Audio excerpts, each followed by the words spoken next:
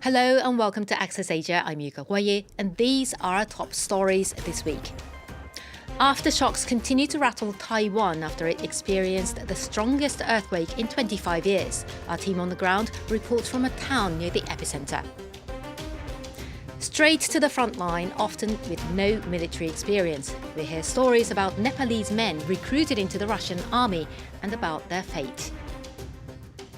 And China's best-selling sci-fi novel has now been adapted into a Netflix series and has stirred up nationalist anger there. We'll take a deep dive into the three-body problem. Taiwan has demonstrated its resilience and preparedness to earthquakes in the face of the strongest tremor to hit the island in a quarter of a century. The official death toll from the magnitude 7.4 quake on April the 3rd is surprisingly small compared to 1999, when 2,400 people died.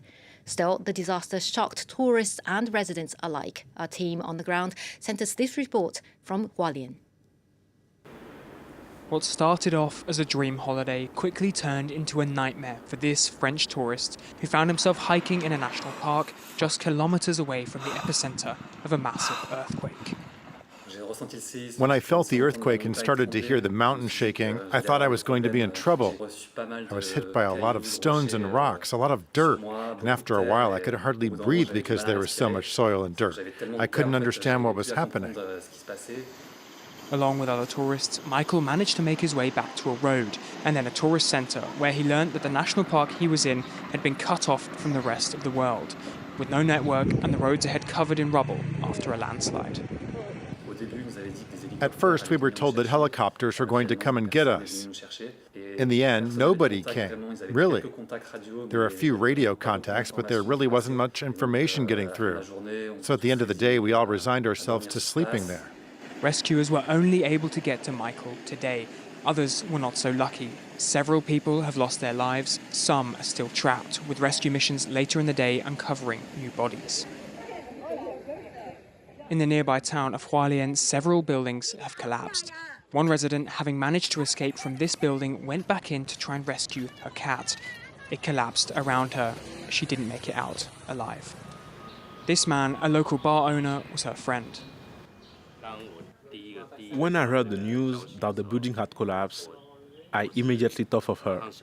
I tried to call her, but I couldn't get through. Life is so fragile.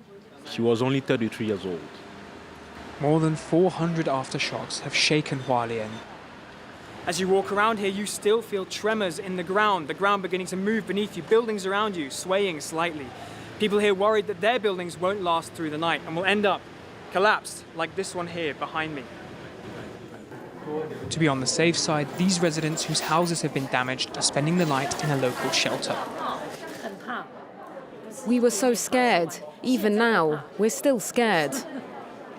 With the city still shaking and more tremors predicted in the following days, it could be a while before that fear subsides. Since the early days of its invasion of Ukraine, Russia has recruited foreign mercenaries. Volunteers, predominantly from South and Central Asian countries, have been sent straight to the front line. Among them, hundreds of Nepalese, including the renowned Gurkha soldiers, who signed up despite a ban on the promise of lucrative pay and citizenship. Many never returned. We have this special report from our correspondents. Thousands of kilometers away from the war in Ukraine, this rural village west of Kathmandu has been affected by the conflict. Last October, Lilu Gurung lost her husband, who was fighting on the front line in Russia's war against Ukraine. He joined the army after coming across a recruitment ad shared by a local resident on social media. It started on TikTok. My husband came across a Nepalese soldier in Russia who was recruiting and promising a lot of money. I didn't know there was a war going on there.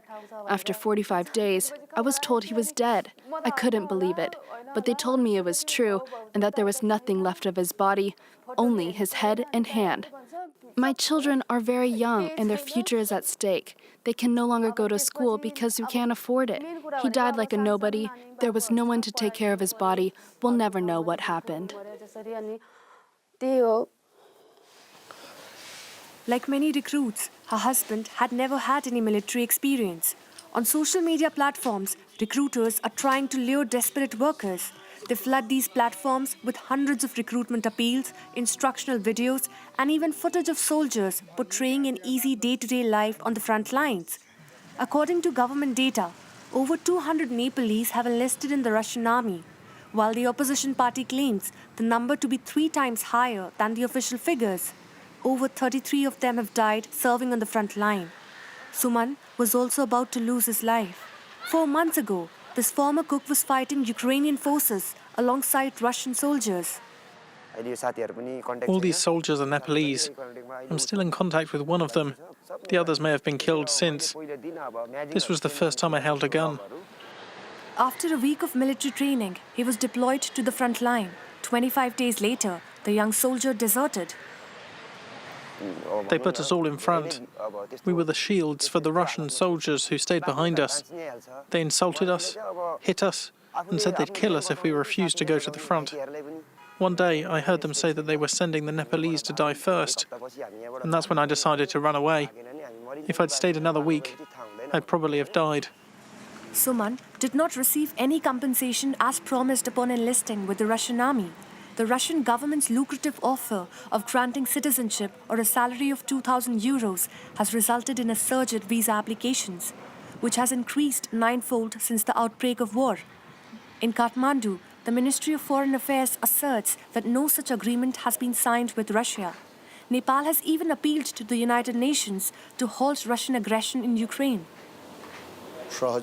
After long negotiations, we have managed to bring back 50 Nepalese citizens safely. There is no official agreement for foreign nations to recruit our citizens. Those who joined the Russian army did so illegally, and the government was not informed. We have asked the Russian government to stop their recruitment and to send back all those who are at the front. The authorities have struggled to control the departures. In Nepal, illegal recruitment has become commonplace.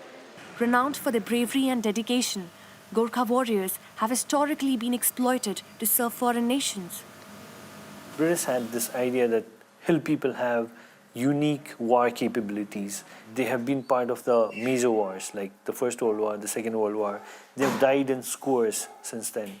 For the countries like Russia that hire foreign military, these men are disposable bodies. Hiring a mercenary and throwing them at the forefront during war is practiced by every other country. It's not just the Russians, it's not just the British, it's every other country that hires mercenaries. After months of diplomatic negotiations, Russia finally agreed in February to compensate the families of the deceased Nepalese soldiers. Currently, Nepal has suspended permits for its citizens to work in Russia and Ukraine.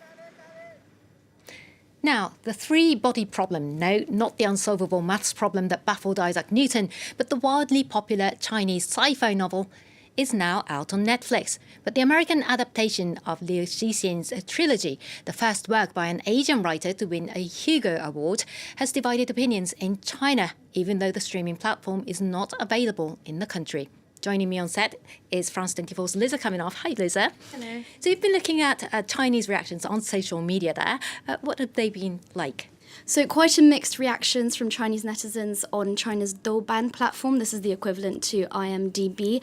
Now, among the first issues raised was the plot line. It develops far too quickly. Each character's journey, they say, is also too quick, too simplified. But most importantly, the scientific concepts, which the original book spends so much time explaining to the readers, have been oversimplified. So netizens feel it doesn't do the story justice. Now, others have said that the length is simply too short. Netflix's show crams everything into 8 episodes, whereas the Chinese TV series, which was launched a year ago by Tencent, has 30 episodes, and it's a literal copy-paste of the book. We've also had Chinese TV channels reacting to the launch of Netflix's show. Take a look at what they had to say. The US Netflix production of the TV series Three Body Problem is officially online, but has caused heated debate. Some netizens think that in order to maintain a fast-paced series, a large amount of original content was deleted, and the changes which Netflix made to the plotline cannot be accepted by original fans. Some netizens also said that the special effects, which cost $160 million, were disappointing and inferior to the domestic version launched on Tencent. Now, it seems that there's also some criticism over how key characters in the novel have been portrayed in the series.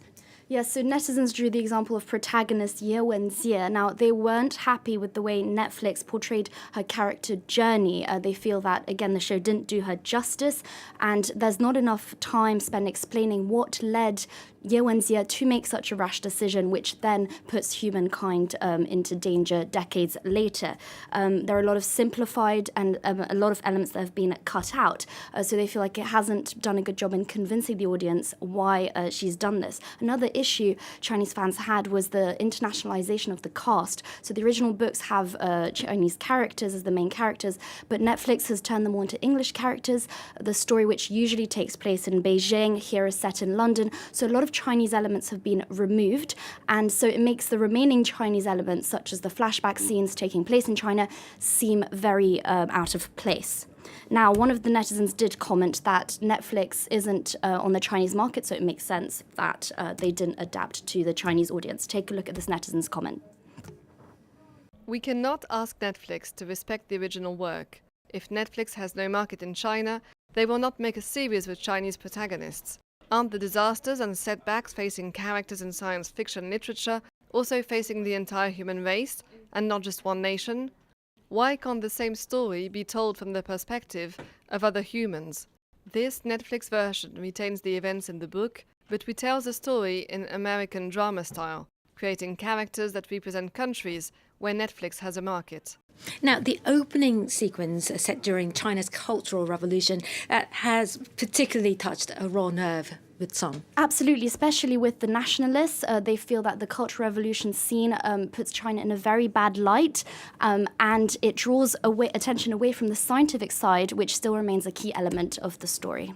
Well, Lisa Kaminoff, thank you once again. And that's it for this week's edition of Access Asia. Do stay tuned for more world news here on France 24.